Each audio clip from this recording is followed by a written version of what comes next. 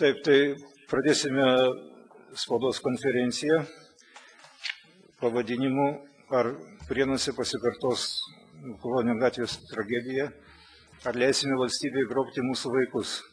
Dalyvauja Seimo nariai Algirdas Patackas, Aurelija Stančikienė, Rytas Kupčinskas, Lietuvos žmogaus teisių asociacijos pirmininkas Vytautas Budnikas, psichologė ir visuomenininkė Eglė Mirončikienė. Aš gal padarysiu trumpą įvadą. Kalba eina ne tik tai apie tą atskirą atvejį Prienų, kuris yra beveik identiškas tam, kas vyko Kolonio gatvėje, bet apskritai apie mūsų teismus, apie tai, kad tokie atvejai gali kartotis ir jeigu du precedentai įvyks, jie jau tada įtvirtins tokius metodus, kokie buvo vartojami Kolonio gatvėje, ir jeigu mes nebandysim stabdyti šitų procesų, gali būti, kad ir toliau vyks skandalai ir toliau bus pažeidinėjamos žmogaus teisės, ypač vaikų teisės ir taip toliau. Žodžiu, yra precedentas, kurio neturėtų būti. Ir dar norėjau pasakyti, kad mergaitė, reiškia, viskas vyksta pagal tą patį scenarijų ir rytoj spalio 8 mergaitė yra kviečiama į ambulatorinę psichiatrinę ekspertizę, tokia gana grėsmingas dalykas. Taip kad trumpai pradžioje turbūt pristatysim tai, kas vyksta Prienuose. Gal jūs, Aurelija, galėtumėt papasakot? Na, trumpai papasakot neišeina keliais žodžiais, bet situacija labai panaši yra į Garliavos Kolonio gatvės situaciją, kai teismai priimdami sprendimus ignoravo vaiko norą arba vaiko aišku pasakymą, su kuo vaikas nori gyventi. Ir aš noriu pasakyti, kad teismai abiem tais atvejais labai aiškiai formuoja praktiką, kai yra visiškai ignoruojama Tarptautinė vaiko teisių konvencija, kai vaikas yra tik tai formaliai išklausomas, o konvencijoje kalbama ne apie vaiko išklausimą, konvencijoje kalbama apie vaiko išgirdimą. Čia reikėtų kelti klausimą, kodėl konvencija yra blogai išversta, bet net ir blogai išvertus konvenciją nenustoja galioti originalas. Tai šiuo atveju vaiką privalo visi specialistai, kurie su vaiku dirba, vaiką privalo išgirsti, neišklausyti, bet išgirsti. Tai šiuo atveju, kaip ir Kolonio gatvės istorijoje, mergaitės nuomonė yra ignoruojama, mergaitė nėra išgirstama. Ir aš norėčiau pasakyti, kad dėja, mes turime Lietuvoje tokią situaciją, kuri susiklosti, aš negaliu pasakyti, kas yra ištakos tokios situacijos, bet galiu tik daryti prielaidą, kad ištakos turbūt tokiems labai grubiems jėga išplėšiamiems vaikams iš namų yra padarytos ištakos greičiausiai, prisiminkime tokį labai garsų atvejį, Ingos Trinau atvejį, kai vaikas buvo pagrobtas atėjęs į pasimatymą berods ten kažkur. Tai be abejonės tai buvo tarptautinio teismo sprendimas, tai buvo Vokietijos teismo sprendimas, bet valstybė už savo vaiką ir už savo pilietinę kovojo.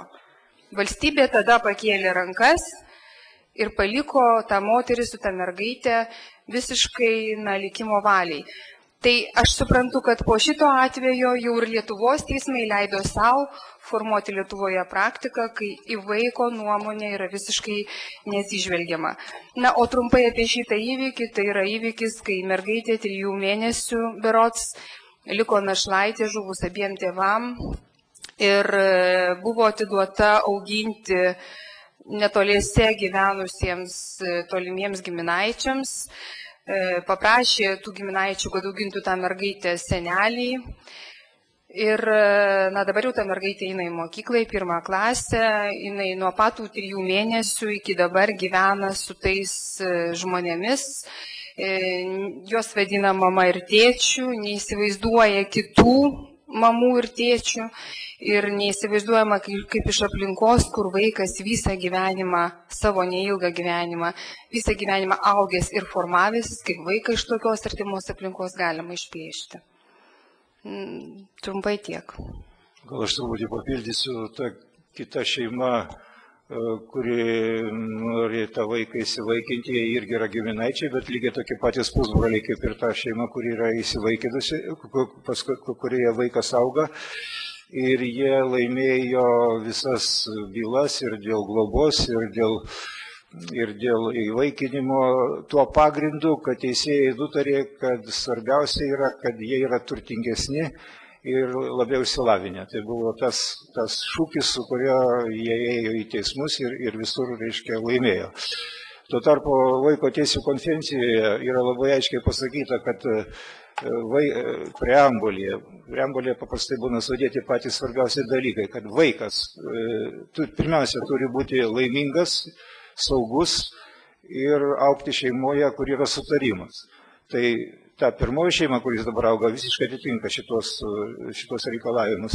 Ir antras labai svarbus reikalavimas ir ypač svarbus mūsų tautai, kad turi būti atsižvelgta į kultūrą tautos ir į jos papročius. Tai kitais žodžiais į paprotinę teisę.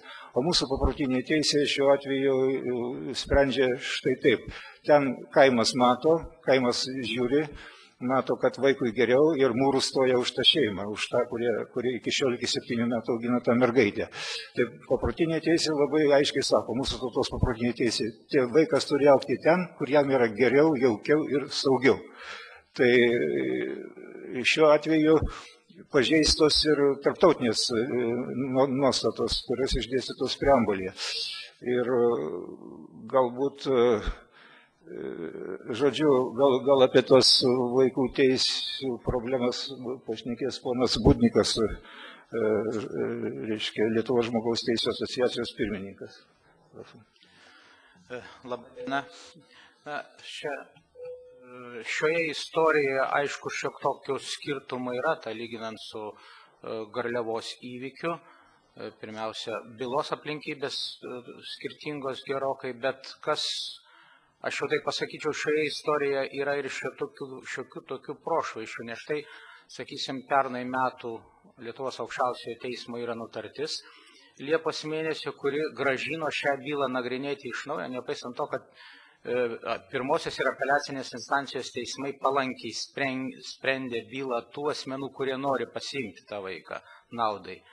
Taigi, aukščiausias teismas iš esmės nurodė, kad būtina atsižvelgti į vaiko interesus, kitaip tariant, rėmėsi Vaiko teisių konvencijos 3 straipsnių, kuriame yra parašyta, kad svarbiausia yra vaiko interesai. Čia jeigu kalbėti apie Vaiko teisių konvenciją, tai joje tokių yra ir daugiau straipsnių, kurie netiesiogiai įpareigoja nedaryti to, kad vaikui būtų kas nors blogiau. Na, štai sakysim, kad 8 straipsnį valstybės įsipareigoja gerbti vaiko teisę ir išsaugoti savo identiškumą, šeimos ryšius. Tai akivaizdu, jeigu jis bus paimtas jau keletą metų gyvena toje aplinkoje ir išplėštas vien todėl, kad reikia įvykdyti teismo sprendimą, taip jis yra teisėtas teismo sprendimas, bet vaiko atžvilgiu tai yra be abejo netitinka nuostata šios konvencijos straipsniai. Ir tame pačiame straipsnėje net ir valstybės įsipareigoja, jeigu vaikui atimama dalis ar visi jo identiškumo elementai, suteikia jam paramą ir apsaugą reikalingą jo identiškumui, kuo skubiau atstatyti. Taigi matot, koks prieštaravimas. Reiškia, jeigu vaikui gresia toks pavojus būti išplėštam iš aplinkos, tai valstybė įsipareigoja kuo greičiau tai panaikinti ir atstatyti. O štai mes esam situacijoje, kai vaikas būna aplinkoje jam palankioje, kuri jam patinka, tai dabar valstybė savo institucijų pagalba mėgina tą situaciją pakeisti ne vaiko naudai. Apskritai, reiktų, ko gero, pasakyti taip, kad yra dar viena aplinkybė labai įdomi. Jeigu aukščiausias teismas grąžino bylą nagrinėti iš naujo ir Vilniaus apygardos teismas skiria psichologinę ekspertizę, o ekspertizės klausimai yra iš esmės suformuluoti taip. Ten daug klausimų, bet jų esmė tokia, tai su kuogi vaikui yra geriau gyventi. Ar su būsimąja šeima, ar su dabartinė šeima.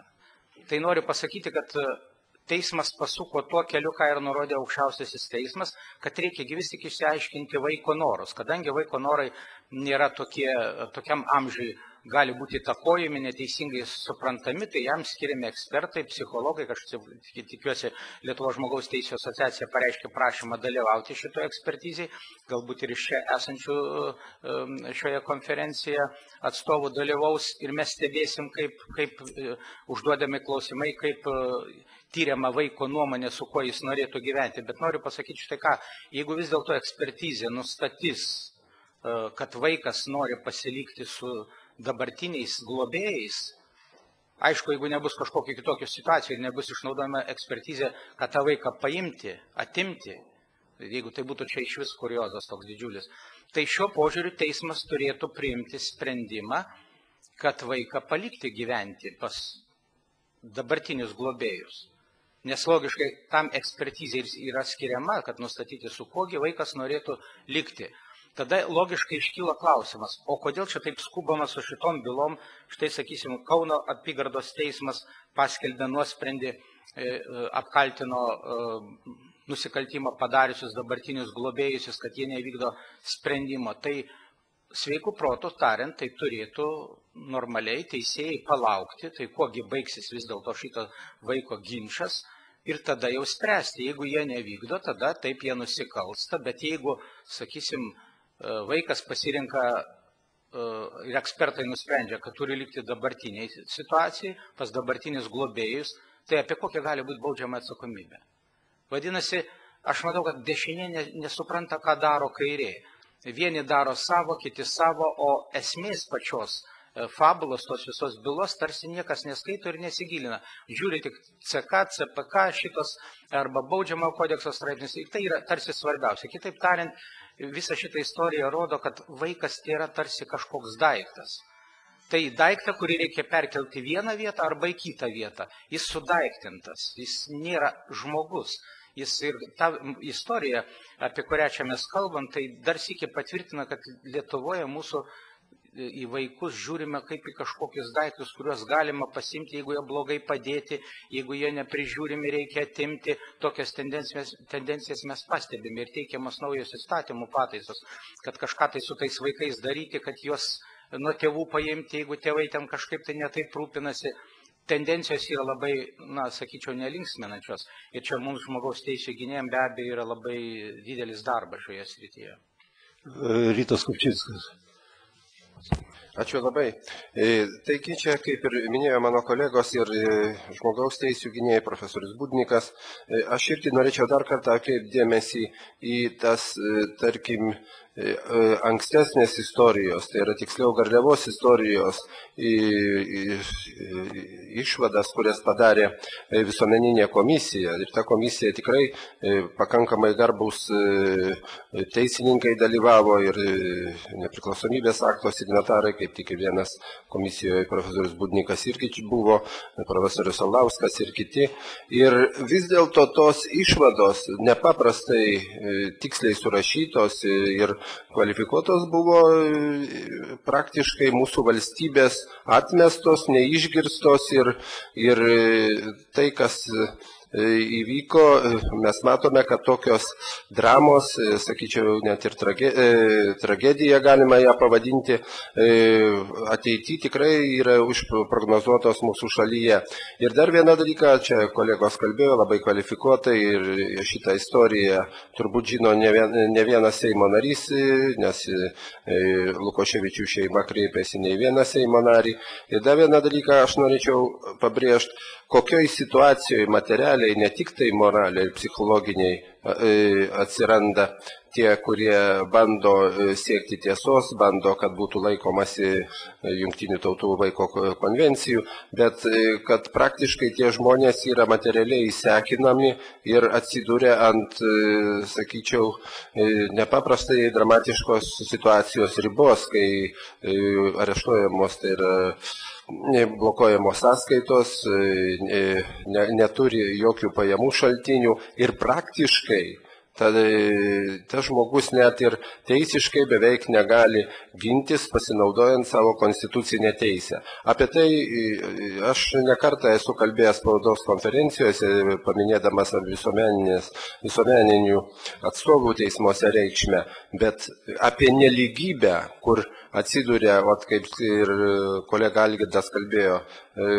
čia kaip siūloma ir argumentuojame, kad labiau įsilavinę ir turtingesni, o ta nelygybė, kai yra sprendžiamas teisminis tam tikras ginčas, iš tikrųjų nepaprastai pasireiškia. Ačiū. Psichologė ir visuomenininkė Eglė Mirončikienė. Labadiena. Klonio gatvėje prieš metus prieš mažą beginklę mergaitę ir taikius gyventojus buvo panaudota grubi prievarta. Vaikas kaip bedvasis daiktas buvo išplėštas iš vienų rankų ir permestas į kitas. Operacijoje dalyvavusios institucijos su pasimėgavimu demonstravo savo raumenis, kovinius veiksmus, specpriemonės prieš paprastus beginklius gyventojus. Paprastame gyvenime bet koks smurtas šeimoje, artimoje aplinkoje arba bet kur kitur, tai yra smurtautojo asmeninių problemų, jo silpnumo, bejėgiškumo ir nesugebėjimo rasti išeitį pasekmė. Garliavoje šimtai iki dantų ginkluotų pareigūnų vaiko teisių apsaugos tarnyba ir antstolė pademonstravo lygiai tokį patį silpnumą, bejėgiškumą, nesugebėjimą išspręsti vienos konkrečios problemos civilizuotų būdų. Garliavos pamokos neišmoktos, išvados nepadarytos, brutalaus smurto prieš vaiką ir gyventojus kaltininkai nenubausti. Todėl akivaizdu, kad bet kada visą tai gali pasikartoti. Toks pats teisėsaugos institucijų ir vaiko teisių apsaugos tarnybų neįgalumas, toks pats požiūris į vaiką kaip į kilnojamąjį daiktą, kurio norų visai nebūtina išklausyti, pasikartoja ir Prienų rajono mergaitės istorijoje. Suprantamas Balbieriškio ir apylinkių kaimo gyventojų noras apginti ir netiduoti mergaitės, nepaisant teismo sprendimų. Juk vaikas yra ne tik šeimos, ne tik tai giminės, bet ir bendruomenės narys. Paprasti kaimo žmonės suvokia, kad vaikas turi pirmenybinę teisę gyventi gimtajame kaime, savo tėvų ir senelių bendruomenėje, tėvų žemėje, kalbėti jų kalbą, palaikyti giminystės ryšius. Jungtinių tautų vaiko teisių konvencijoje tai įvardyma kaip vaiko teisė į identiškumą. Deja, ši teisė neužtikrinama mūsų įstatymais. Ir mūsų įstatymai nenumato galimybę, pirmenybę globoti ir įvaikinti vaiko bendruomenės nariams ir asmenims, su kuriais vaikas sieja artimas emocinis ryšys. Pribloškę valdininkų ir teismo motyvai, kuriais remiantis mergaitė iš Prienų rajono, turi būti perduota jai nepažįstamiems giminaičiams. Jie jaunesni, turi daug pajamų ir labiau išsilavinę. Įsiklausykime, kokia žinia siunčiama visuomeniai. Mums visiems. Jei jūs esate paprastas darbininkas, žemdirbys, dirbate paprastą darbą, jau vien dėl to jūs esate blogesnis tėvas už tuos, kurie baltais marškinėliais sėdi stikliniuose ofisuose, važinėja geresniais automobiliais, gauna geresnės pajamas. Pinigų ir jaunystės kultas užvaldė ne tik žiniasklaidą, bet ir dalies valdininkų ir teisėjų protus. Jau užmiršome, kad dauguma iškiliausių kultūros Ir visuomenės veikėjų gimė ne ištaikingose didikų rūmuose, o paprastose, neturtingose, daugiavaikėse paprastų žemdirbių šeimose. Ką gali duoti vaikui paprasta kaimo moteris? Galima atsakyti Vinco Kudirko žodžiais.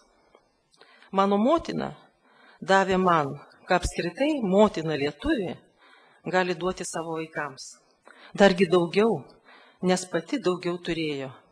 Labai gražiai dainavo, labai puikiai margino margučius, labai dailiai sekė pasakas ir prie tų dailių dalykų mane pritraukė. Tėvų, įtėvių, globėjų, meilė, rūpestis ir supratimas – tai didžiausias turtas, kurį gali duoti jie vaikams. Tačiau mūsų teisėsaugos institucijos niekaip negali suprasti paprasčiausio dalyko, kad vaiko išplėšimas iš šeimos yra didžiulis sukrėtimas vaiko gyvenime. Atskirimą nuo šeimos jie suvokia kaip didžiulę prievartą, o žmonės, kurie paima juos, supranta kaip smurtautojus, prievartautojus. Jie patiria didžiulį šoką, išgyvena vėliau skausmingą adaptacijos periodą, kuris gali trukti net metus. Išgyvenimai kaupėsi, skatina gynybinės reakcijas, gali sukelti elgesio sutrikimus ir net kūno negalavimus ligas. Europos tarybos ministrų komiteto gairėse dėl vaiko interesus atitinkančio teisingumo nurodyta. Šeimos bylose susijusia su vaikais tik blogiausių atvejų turėtų būti įmamasi priverstinai vykdyti nuosprendžius.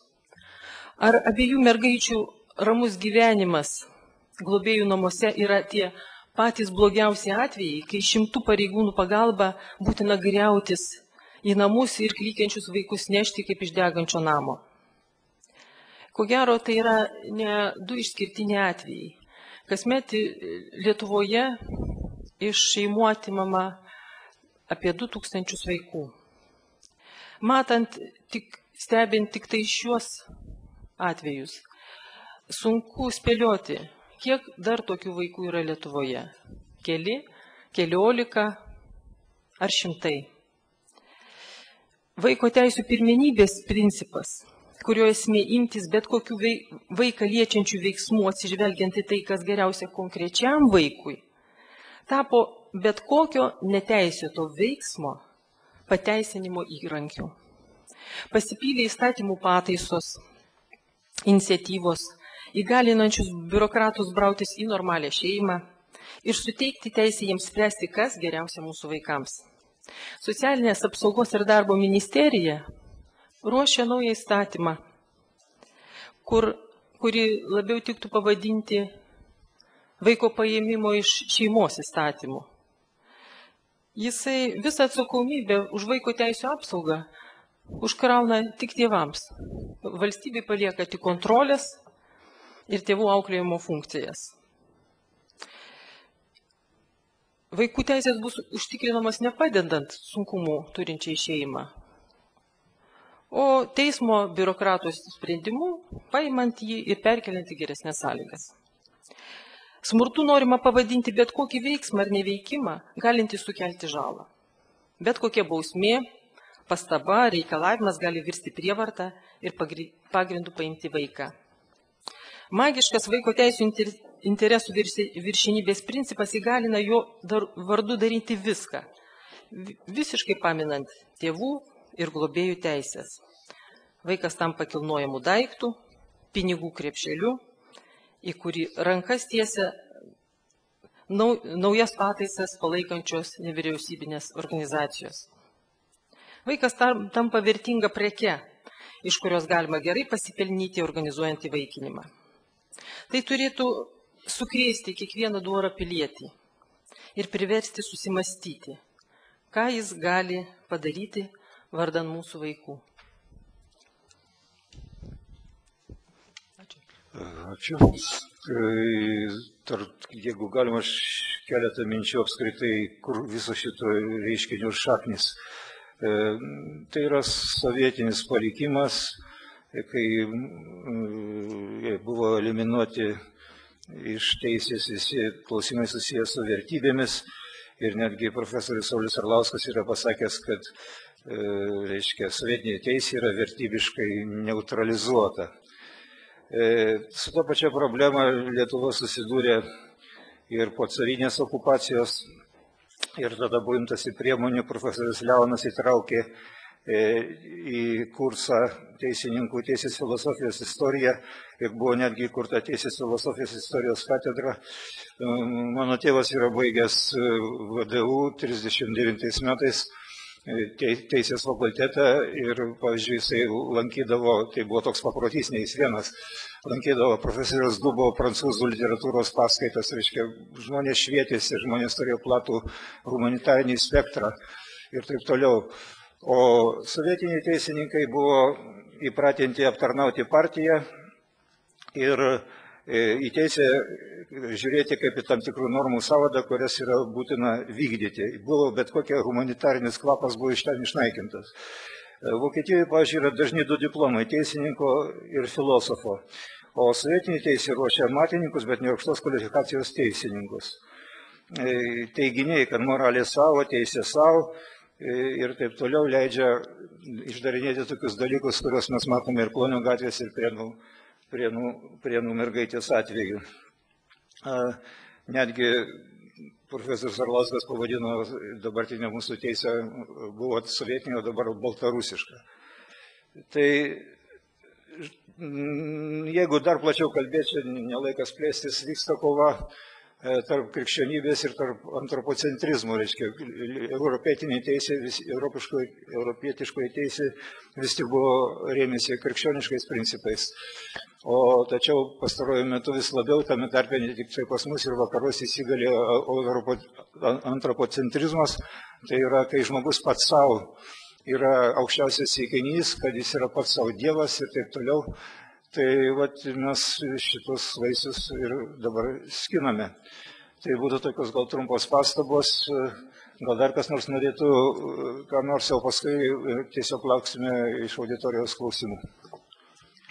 Aš dar norėčiau papildyti Eglę Mirončikienę, tai kur minėjo apie diskriminaciją ir štai šie sprendimai valdininkų atsižvelgti, kas geriau gyvena ir pas ką turėtų būti vaikas, šita sąlyga, tai iš tikrųjų yra diskriminacinė ir konvencijos, vaiko teisų konvencijos 2 straipsnis ir nurodo, kad valstybės gerbė ir garantuoja visas šioje konvencijoje numatytas teises kiekvienam be jokios diskriminacijos turto, sveikatos ar kitokių nors aplinkybių. Taigi, matot, konvencija numatė tokius atvejus, kad galbūt gali atsirasti dėl to, kad kažkas geriau gyvena arba ten kaip nors, tai konvencija ši nuostata yra apibrėžta. Ir dar svarbus dalykas šitoje istorijoje yra, aš žinoma sakau, mano įsitikinimas asmeniniu aukščiausio teismo nutartis yra palanki dabartiniai šeimai, kuri globoja, todėl aš negalėčiau skeptiškai apie tą nutartį kalbėti. Ir posūkis, kurį Vilniaus apygardos teismas daro, norėdamas išsiaiškinti vaiko nuostatą, kuris norėtų likti, tai irgi, sakyčiau, teigiamas, atitinkantis konvenciją, bet pirminėme etape yra pridaryta labai daug tokių negatyvių dalykų. Matyt, ir valdininkai, ir proceso dalyviai pasistengia, kad ta byla būtų iškreipta. Man teko kalbėti su dabartinė globėja, tai ji aiškina, kad yra klastojami netgi teismo įrodymai ir pateikė nuotrauką, atseit anoji pusė nusifotografavusi su vaiku ant rankų. Nuotrauka sako, bet jie niekada net nebuvo pas mus atvykę iki tol ir niekada to vaiko ant rankų nelaikė. Paprasčiausiai pridaugino tų nuotraukų. Šiandien žinom, technologijos puikios, galima montažus padaryti kompiuterinius. Tai aš sakau, tai yra nusikalstamas veiksmas ir jeigu taip, tai tada reikėtų galbūt kreiptis į teismą dėl šito įrodymo klastojimo. Sako, mes teismui sakėm, bet jis atmetė. Tada sakau, yra kitoks procesinis dalykas - pateikti atskirą ieškinį dėl tų įrodymų klastojimo. Na ir procesiškai galima stabdyti tos bylos nagrinėjimą, kol išsiaiškinsim šitą dalyką. Taigi, jeigu yra tokie atvejai be abejo reiktų daryti ir patarti žmonėms, kad jie elgtųsi ryžtingai, gintų savo teisės taip pat, bet tai susiję su pinigais. Nes advokatai neis į teismus be pinigų. Štai kur žmogus, jeigu tik tai truputį nepasiturinčiai gyvena silpniau, jam yra savo teisės ginti vien dėl to, kad jam trūksta lėšų. Ir vėl viskas virsta į tą pusę, kas turi daugiau pinigų, tai tarsi turi daugiau ir teisių. Tai čia yra labai bloga ta pusė. Tačiau mes kaip visuomenės atstovai ir matydami šitą situaciją turim ją garsinti ir visokiojopai padėti, kad būtų išaiškinta, jeigu iš tikrųjų yra duomenys suklastoti pirmame etape dar Prienų rajone, o po to jie kai važiuoja per visas institucijas ir kai kas net netikrino tų duomenų patikimumo. Ir gali priimti formaliai vadovaujantis įrodymais, formaliais sprendimus tam tikrus, bet jeigu tie įrodymai yra klaidingi, suklastoti, tai pats sprendimas yra neteisingas. Štai kur kokia yra šios bylos esmė, labai skirtinga dėl to, kai mes kalbam taip, bet čia teismai užėmė tokią dvilypę poziciją. Aukščiausias teismas vis dėlto eina konvencijos keliu ir aš tada šioje konferencijoje, jeigu nuskambėjo žodžiai, tai aš pasakyčiau, kad kol kas aš tai tikiuosi, kad vis dėlto šita istorija bus objektyviai išnagrinėta ir vaikas pasiliks ten, kur jisai gyvena dabar. Jeigu galima trumpai pratęsdama gerbiamą Algirdo Patacko mintį apie tai, kad teisė be filosofijos yra sunkiai suvokiamas dalykas, dėja Lietuvoje teisininkai ruošiami ne filosofai, bet teisės filosofijos. Tai aš noriu pasakyti, kad ir psichologija, ir psichiatrija be filosofijos lygiai taip pat yra tik tai tuščias medicininių instrukcijų vaikymasis.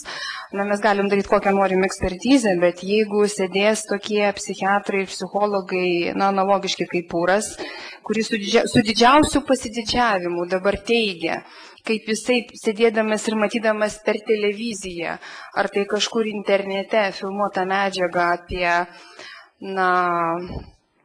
mergaitę, kuri gyveno Garliavoje Klonio gatvėje, nustatė, kad mergaitė yra psichologiškai paveikta ir tiesa yra visiškai kitokia, negu kad, pirmieji, kaip žinom, pirmi sprendimai buvo palankus tos, vadinkim, ir Neringos Venckienės, tuometinės jos globėjos atžvilgių. Tai, žinot, tokie psichologai kaip Pūrai, be psichiatrijos ir psichologijos filosofijos. Jisai iš televizijos ekrano stebėdamas nusprendė, surašė visą epopėją, pateikė visur dokumentus ir visą istoriją apvertė aukštyn kojom. Ir dar šitas žmogus turi eksperto statusą, atstovauja Lietuvą tarptautinėse institucijose. Tai apie kokią mes psichologiją ir psichiatriją, apie kokius vaikų supratimus mes šiandien kalbame. Mes šiandien kalbame apie tokius atvejus, kur iš tikrųjų reikėtų kelti klausimą, čia mes dabar tik tai nagrinėjom keletą atvejų, bet reikėtų kelti klausimą apskritai, kodėl tokie žmonės yra prileidžiami prie vaikų. Ir pavyzdžiui, man įdomu, ar kokia nors teisėsaugos institucija atkreipia dėmesį į tą viešą, pavyzdžiui, Pūro interviu ir ar kas nors ėmėsi tirti. Tai kaipgi čia taip galėjo atsitikti, kad žmogus mergaitės nematęs, leidžia savo pateikinėti visokias išvadas. Aš manau, kad čia yra ne tik to suklastoto vieno įrodymo kitoje istorijoje, atvejis pakankamai toks, vadinkim, skandalingas, bet ir šitas analogiškai. Žmogus nematęs vaiko, iš filmuotos medžiagos leidžia savo padaryti išvadą ir džiaugiasi, kad jam pavyko visą istoriją apversti aukštyn kojom. Tai konferencija lyg tai turim pabaigos, gal iš auditorijos bus klausimų.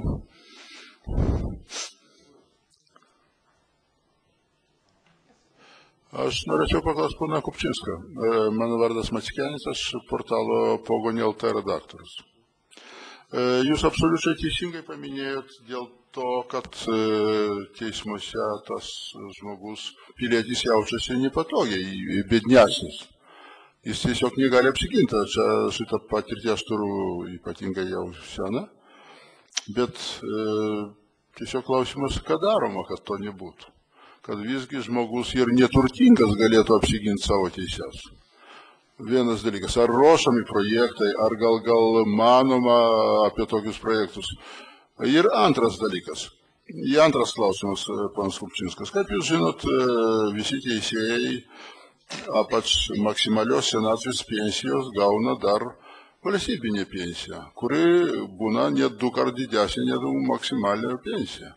Ir tokių privilegijuotų žmonių Lietuvoje ne tik teisėjai, tai valdininkai ir net sovietmečio nomenklatūra gauna šitas privilegijas, kuri tiesiog skaldo mūsų visuomenį į 2 grupės, taip vadinamus runkelius ir tus, kurus, taip sakant, viską gali ir už nieką neatsako, ir laiškus net filės neatsako. Ta linkme, ar kovai su privilegijoms Lietuvoje? Tuo labiau, kad aš pasidomėjau kaimyninėse Estijoje, Latvijoje ir Lenkijoje, tokių panašų dalykų nėra, kaip valstybinės pensijos. Jie visi gauna vienodas pensijos, aišku, priklausomai nuo darbo, bet vienoj vietoj, sodroj, ir ką nors panašaus, jie tiesiog stebisi, kad ką nors tokio panašaus gali išvis dabartiniu metu Europos Sąjungoje būti. Tai man domina, ar ką nors daroma, ta linkime teisinė liksme, projektai, kad žmogus jaustųsi teismuose saugiai, nes neturtingas, ir ar kovojama, ar bandoma, ar manoma, ar mąstoma panaikyti privilegijos teisėjams į kitoms grupėms, ne konstitucijos šitos. Jie prieštarauja konstitucijai aiškiai šitos privilegijos. Ta linkme, ką nors daroma Lietuvoje ar nedaroma?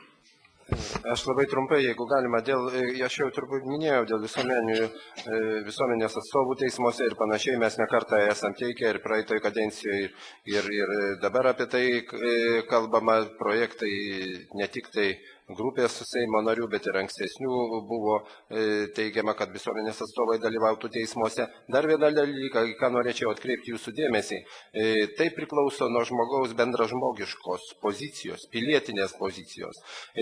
Galima pačius geriausius įstatymus išleisti, bet jeigu tuos įstatymus vykdys žmonės, kurie nesuinteresuoti bendruoju gėriu, tai galit kokias norit surašyti tezės, kokias norit teisės aktus parašyti, vis tiek bus daroma tai, kas įdaro. O dabar noriu pasakyti, kad blogiausia yra tai, kad dažnai į tą mūsų valstybės administraciją patenka žmonės, kurių bendražmogiškos savybės, pilietinė pozicija ir, sakyčiau, dar net patriotinis nusiteikimas tikrai netoks, koks mes norėtume mūsų tautai, mūsų visuomenė. Tai tiek trumpai, ačiū.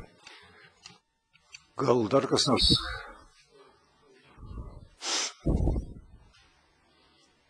Norėčiau aš jums pateikti tokią informaciją prie viso to. Penktadienį Seime vyko tarptautinė vaikų konferencija tokia ir aš Vaicekauskienei pateikiau klausimus.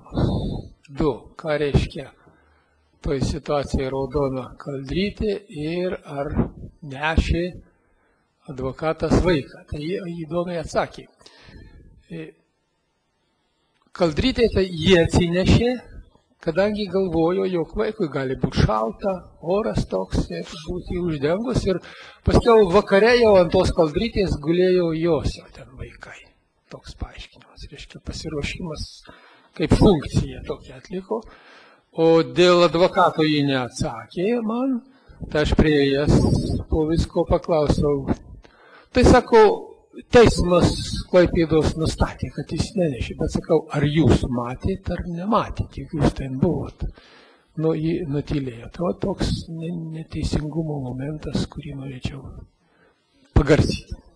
Aš norėčiau papildyti, nes buvau irgi toje konferencijoje, kad Vaicekauskienė tuomet pasakė dėl kaldrytės, kad kaldrytė buvo reikalinga tam, jeigu kartais vaikas būtų su pižama. Tai atkreipkime dėmesį, koks požiūris į vaiką ir teismo sprendimų vykdymą tokiuose bylose. Jeigu vaikas būtų nuogas, neapsirengęs, su pižama, tai visiškai nesustabdytų mūsų vaiko teisų institucijų, mūsų antstolių. Vaikas būtų paimtas nuogas, apviniotas į tai, kas yra po ranka ir išneštas ten, kur parašyta vykdomajam rašte. Jeigu nebus daugiau klausimų, iš pabaigai norėčiau tokį, aš manau, visi čia už šito stalo sėdėti sutiks su tokiu kreipimusi į tą antrąją porą, kurie dabar bando tą 7 metų vaiką augusį 7 metus kito šeimoje įsivaikinti. Atsisakykite savo šitų ketinimų. Esat jauni žmonės. Ar jūs manote, kad vaikas bus laimingas, išplėštas iš ten, kuris gyvena 7 metus? Ar jūs manote, kad jūs busite laimingi? Ar jūs galvojate apie ateitį? Jūs laimėjote teismus, bet jūs nelaimėjote žmonių pagarbos, jūs nelaimėjote visuomenės nuomonės. Atsisakykite ir padarysite gerą darbą.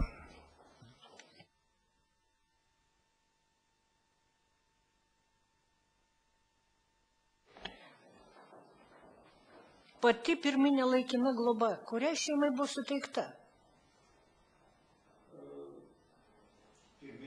Taip, žuvus tėveliams. Kiek aš žinau iš to, ką aš turiu, iš tos medžiagos, pradžioje net ir žemiausia administracinis lygmuo, ten vietinis, reiškia, valdininkas sutiko, kad globotų šitą šeimą, kurioje dabar mergaitė auga. O tai buvo įteisinta? Prašau? Ar įteisinta buvo? Žemiausiam lygyje buvo įteisinta, bet kai prasidėjo, reiškia, toliau reikėjo tą dalyką forminti ir tada atsirado antroji pora. Jeigu galima papildysiu, tiesiog tuo tokiu ekstra atveju, kai labai greitai reikia priimti sprendimą, tai prisiminkite ir Garliavoj, tai laikinoji globa, tokia, jinai trumpam kažkokiam terminui, nenurodant konkrečiai termino, bet reiškia, kaip laikinai buvo suteikta tiems, kurie dabar globoja.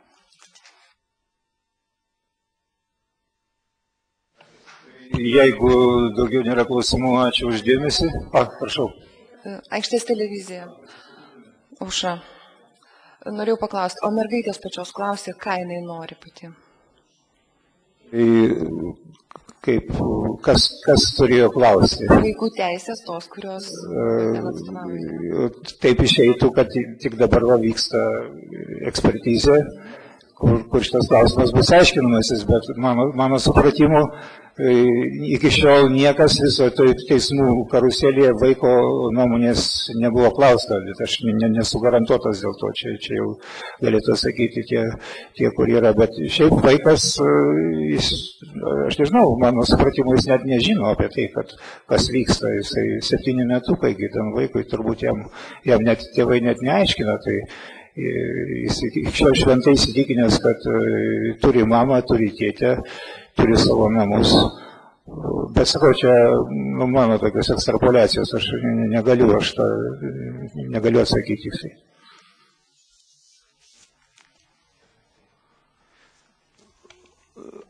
Tai jeigu daugiau nėra klausimų, ačiū uždėmesį ir tikėkime, kad mums bendrom pastangom tiek Seimo narių, tiek visuomenininkų, tiek šiaip padorių žmonių pavyks sustabdyti šitos procesus, kurie Lietuvą veda į pražūtį, nes mes turim labai aiškų supratimą, kas yra šeima. Kaimas, kiemas, šeima yra to paties semantinio krūmo žodžiai. Kaimas, kiemas ir šeima. Mes turime net tos dalykus užkoduotus mūsų kalboje. Jeigu bus šitai sugriauta, Lietuvos kaip po tokios, kaip tam tikro tokio dvasinio reiškinio gali ir nebelikti.